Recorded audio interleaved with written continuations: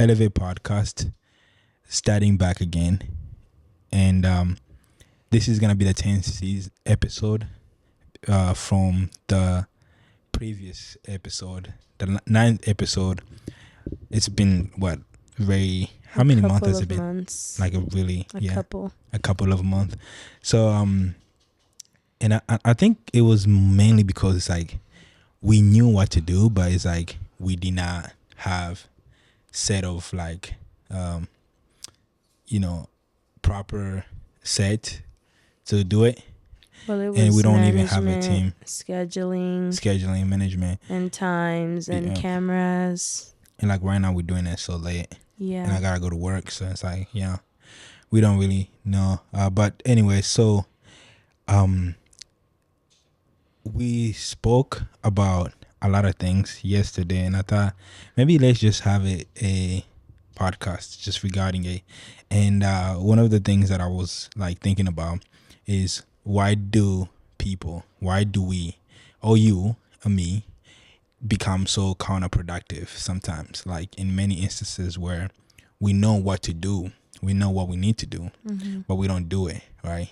Yeah. And then I was listening to someone. His name is James, and he was talking about the becoming aware of your mortality allows you to do well in life. It's like when you are aware of your time in life and your mortality, that the greatest democracy is death, right? The greatest democracy is death, because death doesn't discriminate between human beings. So it's like we have like an end to everything, and then how do you use your time? Now, the reason I want to start with that is because like we know what to do, right? We do know what to do, but sometimes we don't do and act upon those things. So what are your thoughts on like just the whole thing about we know what to do but we don't do it and become counterproductive in some sense? I think there's a lot of reasons why, and sometimes it's very easy to fall into the cycle of excuses, procrastination, and there's just a lot. But I think if we find like a example and we can go from there. Like finding an example of let's say, for example, like college students, or doing something and you need to get your assignments in, and so you tend to be counterproductive. You tend to procrastinate, or you don't want to do that. You don't want to do that work. You don't want to do your work, and you don't want to do it on time. There's many things that could cause you to do that. One can be stress. One can just be a sense of like loss of identity, not necessarily knowing what you are doing, if it's worth it or not. It can also be just too many things on your plate and you don't really know what exactly you should catch on, and you don't really know if it goes back to that sense of worth. Like, is what I'm doing really worth it? And should I really focus on this and leave my time to everything? And I think that a lot of times we try to juggle everything together, and sometimes it's better to just focus on one thing instead of trying to multitask all the time. So I think that's one thing that can cause us to be counterproductive. Yeah, because you can work as much as you want, right? But if your energy is misplaced, it doesn't necessarily equate to better result, right? So if you constantly are moving and you're not really viewing yourself within time. So there's this thing about like when we move into the stimulus, right? We're constantly moving into the stimulus. We're in emotion, but we don't really find time to stop and think about what we are actually doing. We just kind of do it, yeah. And go through the motions. I mean, the thing about motion, so, okay, hear me out. So let's say, for example, and I think the biggest thing about counterproductive kind of like resonates with purpose, right? If you don't know your purpose, you'll most likely become counterproductive, or you don't become productive. Yeah, and also when you're doing something that you don't necessarily love or you don't see the point of doing that thing. And I don't want to go back to college again, but going back to college, you're taking a major that you don't really know and you're not necessarily interested in. You're just kind of doing it just so you can get that degree and hopefully it'll pave the way for a job or something just to start your life. Maybe it'll help you, but you're not really invested. You're not fully invested because you don't really know the future. You don't really know this is where I'm going to end up. And in most cases, some people don't even do what they studied for. And so it's very easy to be counterproductive and just think, you know what, I'm just here for the degree. I just need the paper. Once I get the paper, I'm out because I won't even practice these things in the real world. So what's the point? Yeah. What's the thing about like, especially with college? Because I feel like most people don't know what they want to study. I Like, think don't you think there's a great pandemic of people not knowing what they want to do, especially when they go to college? Yeah, I think it goes back to elementary school, middle school, high school. They saturate us with so many courses that we don't have to take. Instead of, I really feel like they should make us focus on those courses that we're interested in or help us find those things that we love. And when we go to college, let us invest our energy and time in those things. Yes, I don't think that we should omit electives completely, but don't make me go to college for 2 years out of the 4 years just to complete electives that I'll never use. I just feel like that's a waste of money and a waste of time. But okay, So so a waste of time and a waste of money. Okay, so because college is not for everybody, would you say? Would you it's agree to not. that statement? Okay, so college is not for everybody because I feel like there's some courses like if you're studying like a major like biology, want to learn about becoming a nurse or a lawyer. I think those are very crucial. But Yeah. things like businesses and stuff like entrepreneurship, I feel like that's You can pretty much you can pretty sort of much, yeah, learn that or especially now hands with on. ChatGPT and Yeah. large language models that are able to like teach you basically all these things. Like you can accumulate Well, with enormous. everything, there's a lot of resources out there, especially now. Sometimes I'll go to my classes and the professor will be teaching, and I can choose to pay attention and learn, or I can choose to just clock out and allow myself to focus on something else, knowing that I would always go back and learn what the professor was teaching in class by myself because we have so many resources. So there's But not not a necessity for the institutions of not school. always, not always. I think you still need it. Well, in that situations that you Yeah, just, in this yeah. situation, there are definitely certain courses where you can learn on yourself, but not everybody is capable of pushing themselves and getting those resources. Sometimes you need that push, that institutional like back you up in a way. And I think that's really like what going back to being productive. If you want to be productive, you first have to kind of have that inward push. Like, don't just rely on these external forces like the school, the institution, or various other things, but you kind of have to want it for yourself because everything is always going to be difficult in life.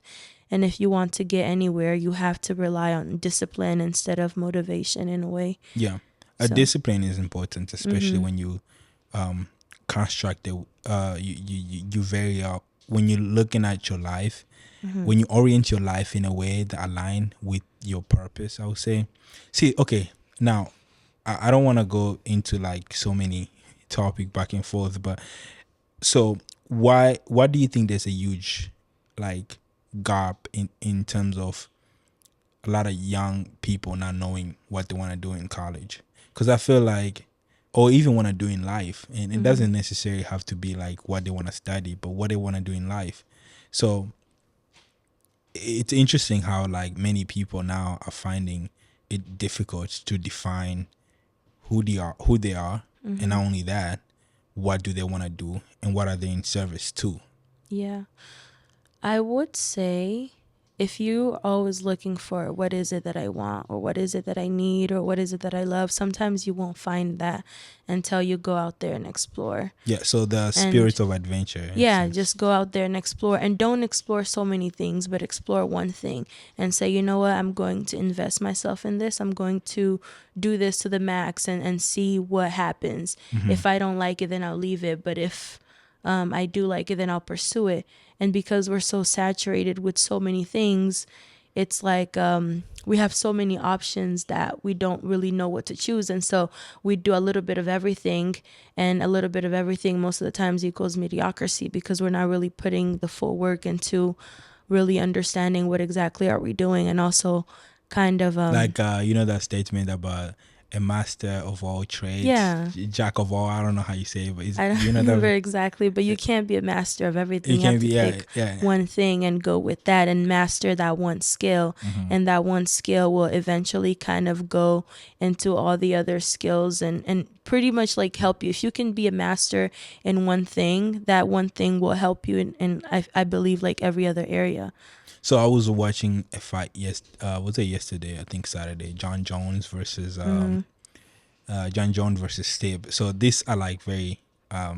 He's known as the greatest martial art MMA fighter, and he said a statement that was very catching. And he said that I practice one kick for 3 months. I think he did it for 3 months, 3 hours a week, and that one kick was what won the fight on Saturday. And I just thought about it, like, if you can practice one thing over and over and over again, you're most likely to find the results coming from it than if you were to practice multiple Everything. things at once. Everything.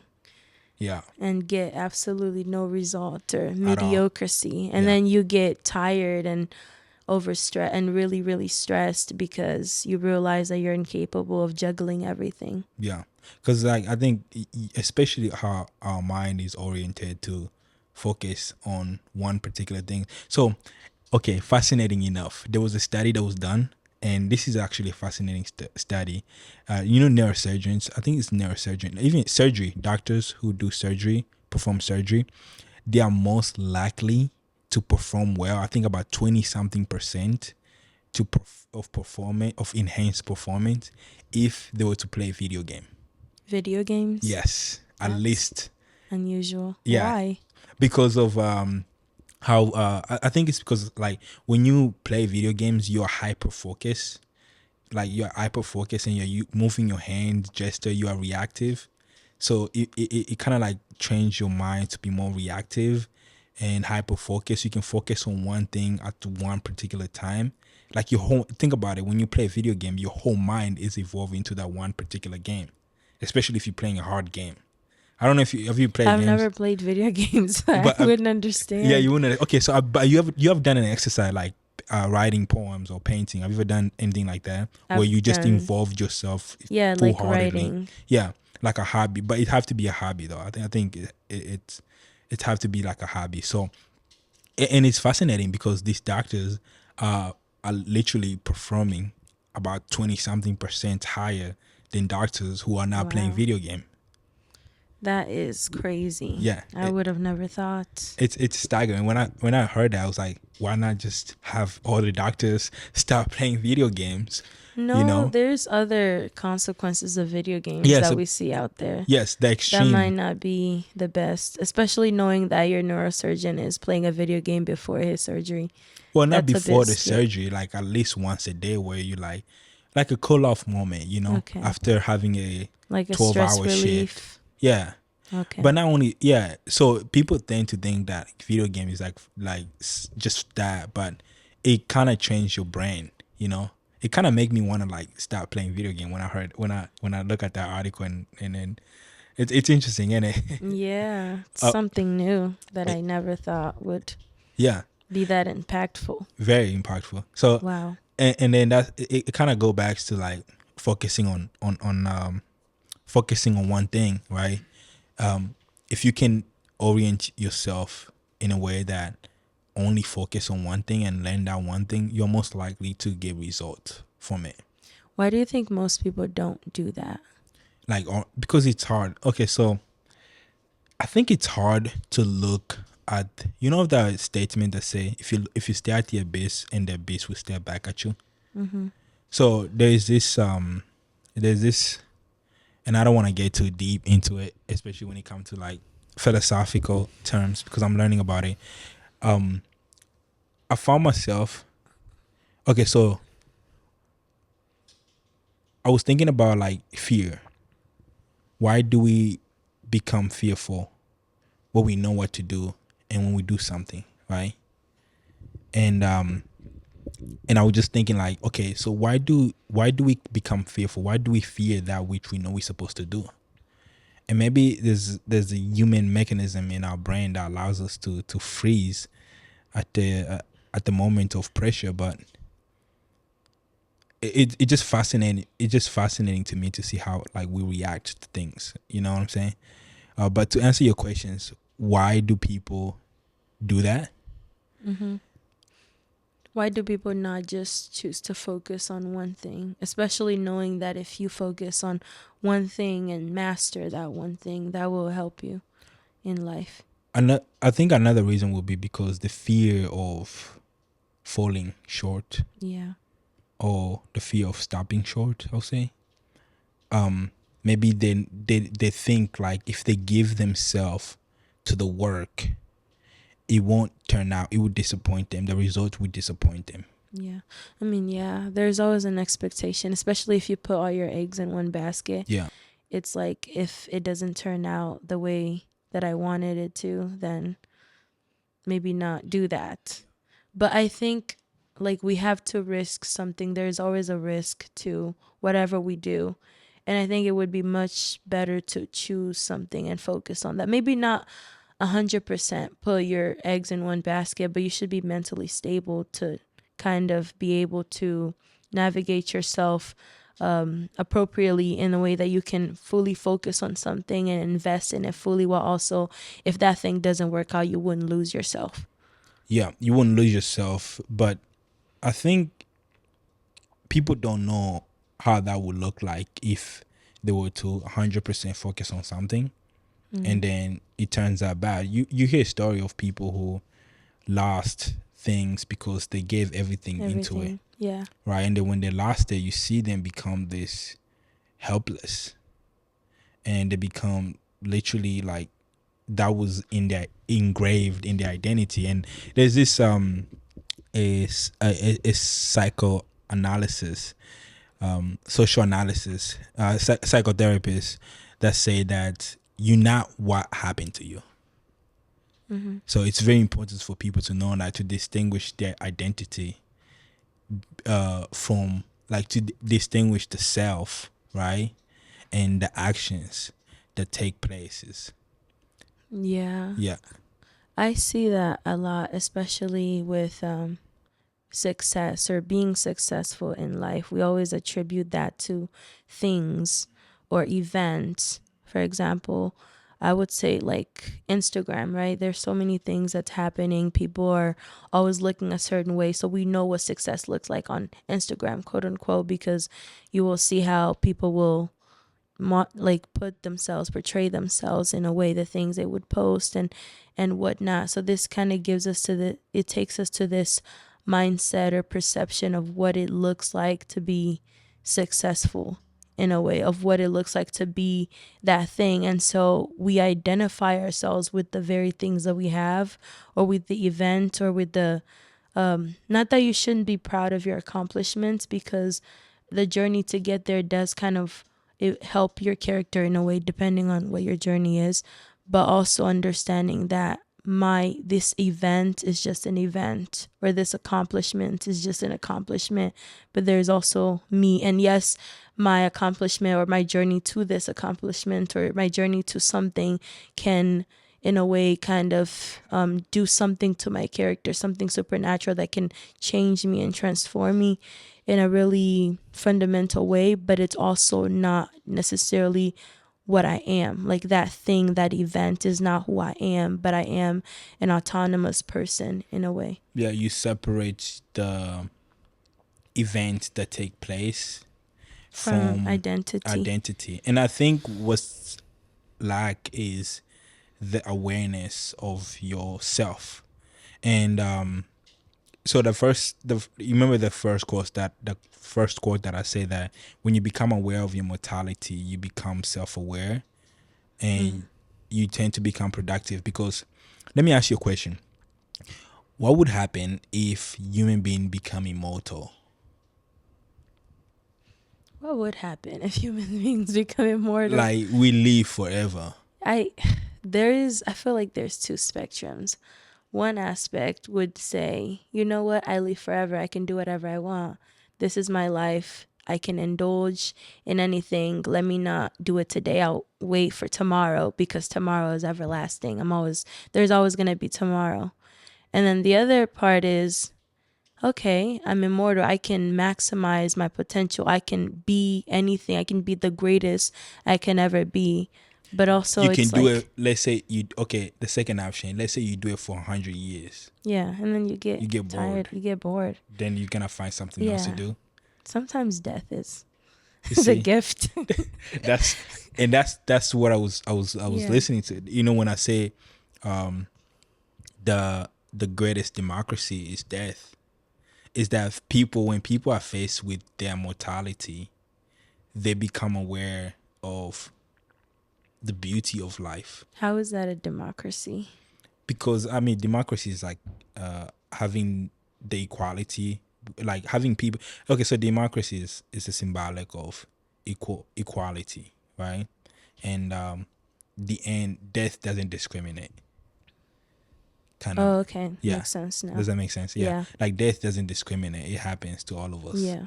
So the even Solomon said that it's better to be in the house of mourning than to be in the house of feast. And I think it's important because we have to realize the significance of our life.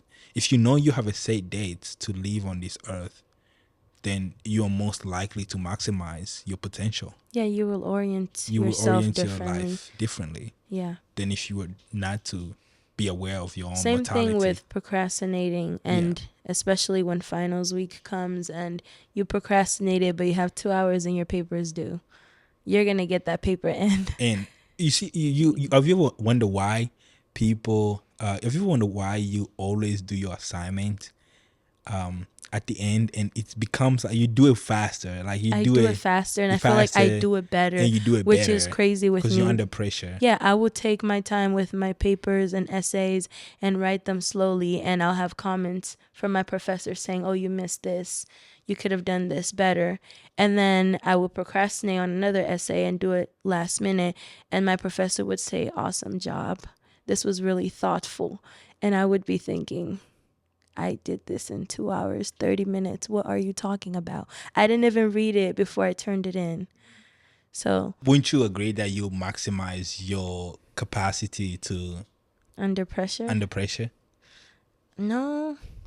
I mean, I think when I'm it under is pressure, good. it allows me to remove the barriers like of overthinking. It allows me to go past that, because a lot of times, if let's say I'm writing a paper or an essay, there's like, it's never really that hard, but it's just putting it down, putting my thoughts down, starting to actually write. So one thing that I would always do is I would make sure that I kind of like just write the paper, forget about all the edits, because if I think about the edits, I would never write it because I'll just keep thinking, making sure that I'm like doing the right thing, especially if I'm like if I'm not on track.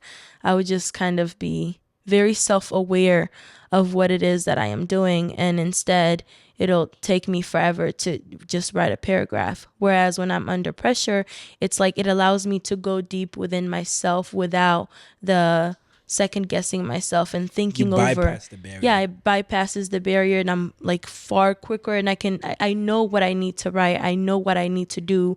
I just need to do it. But a lot of times, whenever I have so much time, it's so hard to do that because I'm constantly second guessing myself, thinking, can I do this? Writing and erasing, like keep it on the paper and then reread it again after 2 days, and you'll see that it wasn't even that bad. You just need to improvise it. So we can establish that if there's a deadline or a set of goal, if you set a goal with a deadline, you're most likely to You're achieve most likely to do it. Yeah. Achieve it. So I think that's another remedy for the counterproductive. Counterproductivity. Yeah, and it's fascinating how that has to be like well within our psyche. Like, why do we need to have a deadline? you know, Also, in order there for us has to to be accomplish it. like a reward and punishment system, because if I set a deadline to do something, but if I don't do it, then there's no. Okay, and let's bypass that real quick. Let's say Okay. there is a deadline, and then there is a consequence to that, but you are numb to You the are numb to it. idea of the consequence, so you don't really care, right? Well, Let's say you don't care about your grade. no, let's say like in other, I would say in other circumstances, for example, life, where there's something that you need to get done, or even like doing your Yeah, but we are laundry. micro inspecting the story to make it more relatable, Yeah, but especially when it comes with to school, I school. think those consequences are very clear. Yeah, Even if you're numb to it, it's very clear. The consequence doesn't diminish. Whereas if you don't do your laundry, you can argue with yourself and kind of debate on whether there's a consequence for that. But I think there is. You're just unaware of it, or you kind of choose to turn a blind eye to it. yeah, that is true. Either way, there is gonna be a consequence to it. But my the thing that I was trying to bypass is that, let's say you become numb to the consequences, and what I mean by that is you don't really care what happened afterward, right? Because there are people who really don't care. Like you seen people who like just go about their life, and you know they don't really care about anything. Like they don't care about the consequences. They don't care how people react. They don't care about. They just become numb to the pain. And most of this develop through like their childhood, and you grow up a certain way. You just become numb to the idea of the consequences of your actions.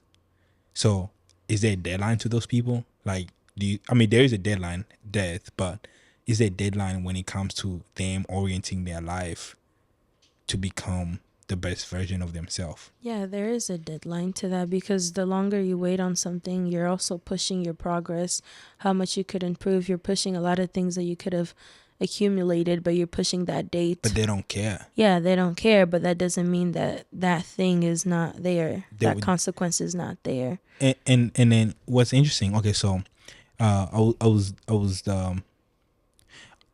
listening to the podcast, and it talked about like especially with men during the, I think the 18 in the United States, the 80s in the United States, where they would just work, and then they would spend like every day drinking, and then trying to like numb themselves with the pain of not being able to express their own emotions or feelings or anything like that.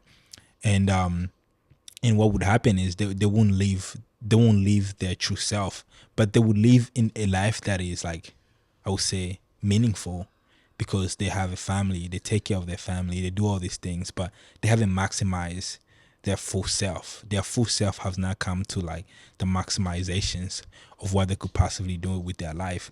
But we see a manifest, right, where a human being can orient themselves in life, where they become the best version of themselves. But is that all there is to that? You know what I'm saying? Like, how do you measure your potential? How do you know how much you need to give in? How do you know how much you need to be able to maximize within yourself? Like, how much do you have left, or how much is there to do? But You know? there's always room. There's always room, and I think you can measure. It's not always the best, but you could also measure what others have done, and also like your goals. You could also look at your goals. What is it that I wanted to achieve? My dreams, and not the dreams that, not the deferred dreams, or the dreams that we've kind of watered down because of our own insufficiencies, or because we've recognized that I don't want to strive for this thing because it's hard, so I'm going to strive for a lesser thing. Not those dreams, but those things that you really have wanted to do despite your capability, but knowing that if I strive hard enough, I can get there. And so I think that like if you come to a place where you've kind of like reached a certain goal or a certain place, you have to kind of go back within yourself and say, what more can I achieve? Where do I want to go from here? And how do I do that? And kind of always look within yourself to kind of keep going and not just become complacent with where you're at or what you have. And sometimes it's okay to just rest and say, you know what, this is it for me. This is where I want to be. I'm happy. I'm content. I don't want to go any further. That's okay. But some people want to keep striving, then keep striving, keep going. And potential is potential. So if you have done something, it's no longer potential. There's always room for more. Yeah, potential is potential, which is fascinating because it can morph itself into something either good or bad. It doesn't really has a set deadline. Like, um, there was a like an analysis on potential, like a strong father, a strong man could be the defender of a football game that week, or he could be an abusive father. See, that's potential. Potential has potential, right? In that sense. Yeah, I think it goes back to football players when you see a kid who's aggressive and it's like, let me teach my kid football so they can be on the football Yeah, team. but that's how you say it, the Machiavellian or the benevolence being contained. You know, Yeah, I in mean, football, it's been expressed in an orderly fashion. yeah, they're using that same strength that they would use, let's say, to be abusive in football, Yeah, which is more contained, it's more constrained, and it helps society that way. yeah, it helps us. It helps society that way, I mean, because you eventually maximize. they'll have to learn how to control it. And that's the thing. What I naturally think is like the best way to help society is to internalize yourself, to look at yourself and examine yourself, and see what is it that who you are, and once you know who you are, you orient your life in a way that live out the self. Then you are most likely become productive in society. Yeah. It's like know who you are and know what you want to do and then strive for that and be productive within yourself. Like don't wait on someone else to hold you accountable, but know yourself enough to hold yourself accountable. Know what you're doing, know why that thing is important, why that thing is valuable, and why that thing is sort of like find meaning in whatever it is that you're doing. Because I think sometimes in school they want to tell us, why is this course important, why do I need to learn this thing.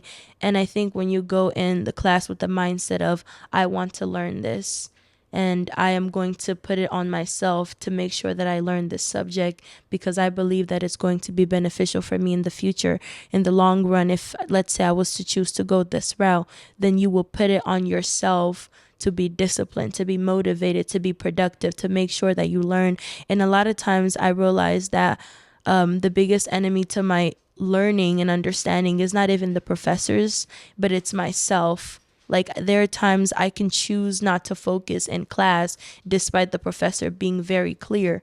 It's really up to me. I have all the resources I need. The teachers, professors are always there to help. And even if they're not, there's various ways. And sometimes it's just very difficult to understand those things. But I just think that if you put that on yourself, that I owe it to myself to be productive, to be the best that I can, to achieve my dreams, I can do it. But I have to kind of hold myself accountable and not everybody else, Yeah, I but mean, myself. you can people can only help you so far when it comes to something that you have to do, right? If you don't want to do it, then They you can't. what I yeah they can't do They much can't about do it. much. And that's another question, is like, what are you in service to, right? Because the thing about purpose is that you are in service to something. Like, you ultimately, human beings becomes slave to their own idea and pathologies. If you see people when they react differently when they see something that they can resonate with their past or with their mind, right? It's because we have created patterns that allow us to recognize things like, okay, you know, someone did this and therefore I'm just gonna cut them off, right? It's because we recognize patterns, and when we recognize those patterns, ultimately lead us we know that it's gonna lead us this way, so let's run away from it, right? And it's fascinating because what are you in service to? Like, if you abide yourself with the truth, then I think the truth would set you free, right? And when the truth sets you free, you find meaning and purpose in pursuing the truth, and then you become, I'll say, an effective member of society. Within that context, what Within would you define as truth? what? Of course, I was going to go back to the Bible. The truth will set you Yeah, free, and you will be free indeed. yeah. I mean, my the understanding is like it's an empirical truth when it comes to like who you are. I mean, at the essential of our definition of identity is usually comes from God, right?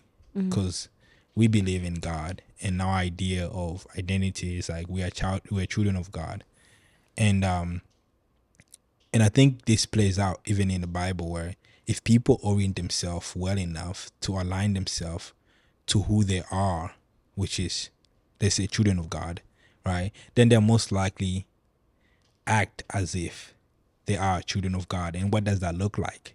Well, love your neighbor as you love yourself. So how does that manifest within the society that we are in right now? Right. So it's like, well, you see people help each other, help one another, and orient themselves to be, productive, to be effective. Fathers take care of their children, love their wife, love their children, because they understand what it means, who they are as an identity of being the child of God. So it plays out itself in many multivariate. So rather not necessarily pursuing that trait, but becoming that trait. That way yeah. you can attract. Well, not becoming that trait. No, not necessarily the trait. Morphing yourself into your into the true self, or aligning yourself in that. Yeah, and that trait will be an expression of yourself. Basically. That way your deeds are in alignment to the self. Yeah, and that self, which it's an interesting, because I'm still developing I'm still understanding what it means, what that mean, especially when it comes to like, I know, Carl Jung, he's the one who kind of like introduced the idea of self, and then even archetype and stories and all that stuff, but I don't want to go into all that. And but it's something that is not just a behavior, it's something that is within us, like the Bible said, what men think is, therefore it is, right? It's like the collective, the unconsciousness, and manifesting itself, like subconscious is manifesting itself. And how does that look like? Yeah, that's a really good point. Yeah, I think it's good to end here. We kind of got lost as we went, and we're talking about being counterproductive. Yeah. No, I think all that comes with being counterproductive, because like, if you, okay, so let's say I'm going to work and I decide to get on my phone for like 5 minutes. And I go back to work and I decide to get on my phone for another 5 minutes, right? Would you say I really want to be there? Me? Well, that depends. It depends, yes. But let's say I want to make an extra. Let's say I want to make an extra $1 or something, and in order for me to make an extra $1 to pay off something, my mortgage or something like that, then I will need to work that extra 5 minutes. So I have a goal. Once I orient myself with that goal, I will most likely become productive. So and I think it all interconnected. But let's end it there. Yeah. Yeah. But with also that, the truth is, even if you're on the phone while at work, you'll still get paid that $1. You're getting paid by the hour. Yeah, that is true. But my analysis was, if you were to not be every time you get on the phone, you won't the pay stop. Okay. Yeah. But you need that extra dollar. So if you get on the phone, you won't get paid. But if you do get on the phone for 5 minutes, if you do get on the phone for 5 minutes, you won't get paid. But if you don't get on the phone for that 5 minutes, you get paid. So what are you gonna do? Are you gonna get on the phone and not get paid, or are you gonna Well, get if off you the really phone? want to get paid, If if you really your want to get paid, objective is that, then you yes. will not get on the phone. And I think if you set up the goal and if you set up your goal, right, which once you set up that goal and align yourself within that goal, then you most likely become productive rather than counterproductive. Yeah, it's not as simple as that, because there are some people who they have aligned themselves in that truth, and they have aligned themselves, I would say, rather perfectly, and yet there's still room for counterproductivity. Yeah, How is that? that is a good question, and I think that's why it is a, and I think that's why this is called an Elevate podcast. Guess we'll Because dive into it next time. but yeah, dive into it next time. Also because it's a conversations with question mark. It's like we don't really know. How does that look like? How does that manifest? And I do find myself being oriented, knowing what I want, but still be counterproductive. Yeah, It's because like, going why? back, remember the verse that you brought, when I want to do Yeah, good. Paul. When I want Paul. to do good, yeah. Yeah, when I want to do good, I do the opposite of what I want to do. And you ask yourself, of course he was talking about something else, and it was rather spiritual. Yeah. But that's something that could happen, and happens to many of us, where we want to do something. We know exactly what we want to do. And sometimes we plan it. We have a goal and how we're going to achieve it, and yet we still don't do it. We do still don't. And I think it's also related to the insufficiency of will, or the insufficiency of willpower. So like the question right here, like what caused the gap between intention and action, and how can we bring a bridge to it, right? So like a statement, it's like recognizing that a willpower is often insufficient, allow us to seek deeper solution and cultivate sustainable habit. Is will really that powerful? Well, insufficient Will. will. But ultimately, what Paul came to the conclusion was grace. Yeah, because you can will to do something. You can want with all your will and yet still fall short. Because let's say you've built up a habit that is a bad habit, a habit of doing something that you know you don't want to do, and yet you consistently do it, and you will, like in your will, you don't want to do it anymore. You have two options, and you choose that I don't want to do it, and yet you still fall short. Not that your will is defective, it's just your habits kind of overpower your will in a way. In a way, yes. In that instances, yes, I would say. And yeah, I think that's the perfect place to stop. About why do we become counterproductive. And I think as we morph ourselves into the ideal self, we are most likely gonna know, and as we grow and experience things, we're gonna know we're gonna come to an answer to some of these questions, or maybe we might not. But I think it's gonna be an interesting journey, just seeing ourselves. And you know what's fascinating about the podcast and this, right? It's like as I'm talking, I'm realizing like the steps within my life. Like maybe, like that what I'm saying is not aligning with that action that I did. Yeah. And I kind of like orient myself. It's like, okay, maybe I should have internalized that before I said it, because it's not the way I would act, or it's not the way that I acted. Maybe it's the way that I want to act, but it's not the way that I act, Yeah, we don't always act in accordance to our will or what we want to do. Or what we need to do. Mm-hmm. We know what we need to do. We know. Yeah. But we don't always do it. We don't always do it. Yeah. Yeah, we choose. And I think there's also, we should probably stop here. No, continue. I was going to say there's always like options. Yeah. And you can choose to do what you need to do, or you could choose to do what you want to do. So with every option, I would say there is a lesser option one that can lead you to kind of the opposite of your goal. So let's say I want to exercise and I want to be healthy, but instead I choose to not do that and I want to indulge in eating fast food or certain things that I know are not good for my body. And so I choose the lower option instead of the upper option. And it's crazy because these things come right when we decide in our mind. We make up our mind and say, you know what, I'm going to be healthy. And right away, you've never thought about eating McDonald's, but you're going to think about it that day. And it's like, I want to eat this. My body says, I want this, but in my head, I've decided by my will that I'm going to be healthy. But why is my will and my actions not in alignment? Yeah. Sacrifice. That's where the notions of sacrifice comes in. Yeah.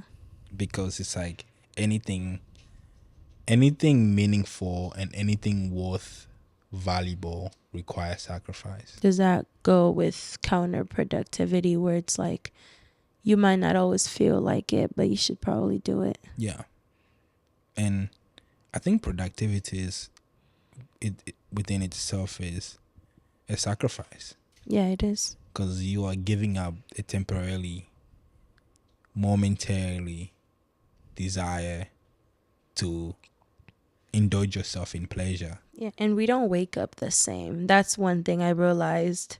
Even though it's very simple, we don't wake up the same every single morning, because you'll have one day it's like, yay, I'm strong. I want to do my best. I'm going to do this. I'm going to do that. I'm going to do everything. And then the next day it's like, I don't want to be here. I want to be in my bed. I want to be watching Netflix and just chilling. So we don't wake up the same day, but it's like, despite the seasons, despite how you feel, despite the days that are changing, you need to do the same thing. You need to stick to the task, be consistent. And then you grow from there. Yeah. And then also, I think, create a lifestyle of productivity. Or an environment. Yeah. Being in an environment of productivity is also important. Yeah, that way you don't feel like this kind of like, it doesn't feel hard to be productive. It's just sort of your nature. You know to wake up early. You know what to do every single day. Of course, it might not always be easy, but there's not that, oh, I don't want to do this, or, oh, this is too hard. Like that really helps mitigate that weight of being not being productive. Yeah. And also you kind of like put yourself in a mindset of saying like being not productive is not an option. It's not an option. Yeah. Just completely forget about it, remove it. Yeah, remove it. It's like me where I say like failure is not an option. Yeah. Or also choose something else. If you know you can't do something, then find an alternative and do that instead. Yeah. Find an alternative to do that instead. Yeah, because you realize that if I don't do this, what am I going to be doing? Just sitting on my bed, watching Netflix. Either way, I'm going to be doing something. Mm-hmm. Like, we're human. We can't just cease to exist and just close our minds and just shut them off. Like, we're always going to be doing something. But you have to choose what is that you're going to be doing. Everything requires energy. So whether it's sleeping, you're putting your energy into that. And one thing I realize, if I sleep a lot, I tend to get tired, which is crazy, because it's like I'm trying to sleep so that I could relieve the stress and I can feel stress free, and that way I don't feel tired. But when I sleep a lot, then I feel tired and I feel sluggish, and it's like, why? It feels like I lost something. It's a cost. There's a cost in sleeping. And it's like, I can either be sleeping, either be on my bed, or I could stand up and do something, be productive, read a book, go to the library, go work out, exercise. Those are all options. But of course, we always choose the worst option. Choose the other options. Yeah, because it's easier. Well, in our minds, it plays out easier. And the thing about following the easy option is that the consequences is going to be later. Yeah, you're going to have to pay for that later on. So you might as well pay now than paying it later, because you don't want to be at your deathbed thinking about, I wish I would have done that. I wish I would have done this. And not only that, but when you reach a certain age, you're like, I wasn't prepared for me being this old and not being able to support myself. Yeah. Not even your deathbed. Sometimes I think every birthday that I celebrate, I think back when I was 6 or 5 or 10, and I was saying, when I turn this age, I want to do this. When I turn this age, I would be at this place. And then I turn that age, and it becomes so surreal to me. It's like, Yeah. when I was 6, I thought that at 25 I would have my house. I'm 25. Where's my house? Yeah, you come face Yeah. to face with your Yeah, own and you goal. Yeah. realize that it's these habits that we create. It's day by day. Every day goes by. It minuses the 365 days, and then you'll come to realize that it's New Year's, and then And you'll then you come to back. realize that it's new. Like, I feel like New Year's is a scam. I What know do you that's mean? weird, because we'll have these New Year resolutions saying all these things that we want to do. And sometimes they get you in the mood and the feeling of, it's a new year. You need to change this and that. And it gets you in this mood. But I feel like, be consistent. Start with the little things. Every single day should be a new day, and you need to Should excel be a and new improve year. yourself. Yeah, a new year. Take it as a new year, because I realized that at the end of the year, at the beginning of the year, January, I'll have this list. I write it out. It's nice. I'm going to do this. I'm going to do that. I'm going to do this. But I feel like what would help me be productive, if I just make a shorter list and say, you know what, today I'm going to do this. This week I'm going to do this. Monitor my growth, and then go back to then say, okay, I did it.